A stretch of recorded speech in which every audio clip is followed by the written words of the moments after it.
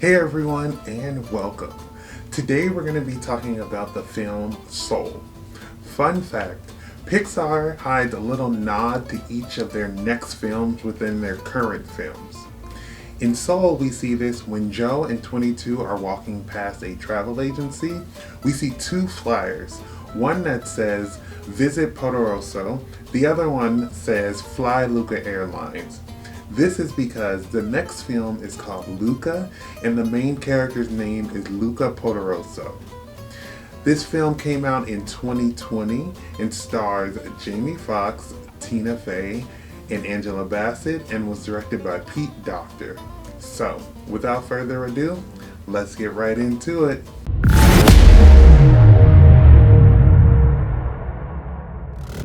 Soul tells the story of Joe Gardner, a music teacher and jazz performer.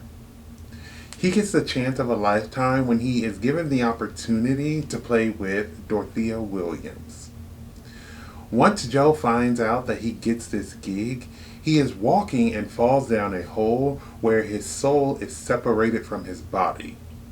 He makes his way to the Great Before, a place where souls are to find their spark before heading to Earth. He pretends to be a mentor, and that's when he meets 22. 22 is a soul that is very comfortable being in the Great Before and does not want to go to Earth.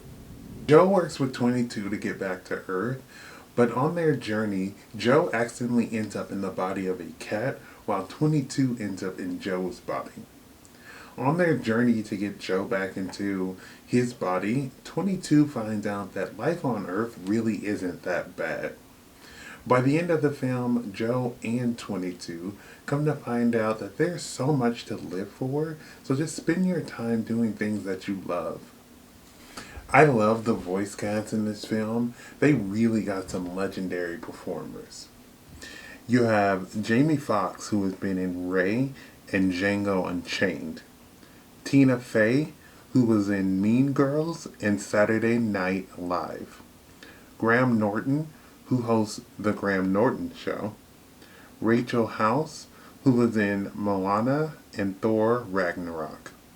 Felicia Rashad, who was in Creed and The Cosby Show. Alice Braga, who was in The New Mutants and I Am Legend. Angela Bassett, who was in Black Panther and What's Love Got to Do with It. The movie was directed also by Pete Docter, who directed films like Up and Inside Out. I love how in this film we get to see so much centered around jazz and Joe's love for it. I think music affects a lot of people's lives, and it was cool to see in this film how Joe's was so affected by jazz. I also liked how his love of jazz was tied to his relationship with his father, who was also a musician. I thought it was cool to see how his father passed down not only his love for music, but his love for jazz down to Joe. Music is very important to me, and it's a big part of my life, so I was really excited to see how music played a big role in this movie. Speaking of music, music often draws me into like TV shows, movies, or even movie trailers. So one thing that really drew me into this movie was the original trailer for the film had this song by this band that I listened to called AJR, and the song was called Come Hang Out, but it was kind of like a different take on the song, where there weren't really too many words in the song, but I can tell by the underlying like music that it was the song. And it was really cool for me to see this because I was like, oh, I like that band, so of course I want to see the whole trailer because I'm like listening to the music while also paying attention to the trailer. So I really liked, being able to see that in the trailer because it was something I was familiar with, and I love that song, and I thought it was just like perfect to see it in the trailer. I also love how this is Pixar's first film with a black protagonist. I love how they're expanding and becoming more diverse. They did well with the animation, showing off different skin tones for some of the black characters, while also showing how some of the black characters also have different hair textures as well. I love the barbershop scene because it just reminds me of how black barbershops are. I love that in this scene we see a discussion about how you're not born to do something. Circumstances change and so do your interests, and that's perfectly okay. It's a scene where 22 realizes more about life and how many opportunities there are. 22 comes in thinking that you are born to do something and you can't change your interests, and she comes to find out that that's not true. And once 22 finds out that that's not true, she starts to like Earth a little bit more because she realizes that there's just so many opportunities out there for you. It's such a great scene explaining life and how you have so many chances to do different things. You aren't limited to doing only one thing or only having one interest. You can have as many as you want. And even if one doesn't actually work out the way that you want it to work out, just realize that there's more for you out there. The options are limitless. I love how this movie asks this question: is all this living worth dying for? It really makes you think about the meaning of life and makes you think about what do you want to be remembered for.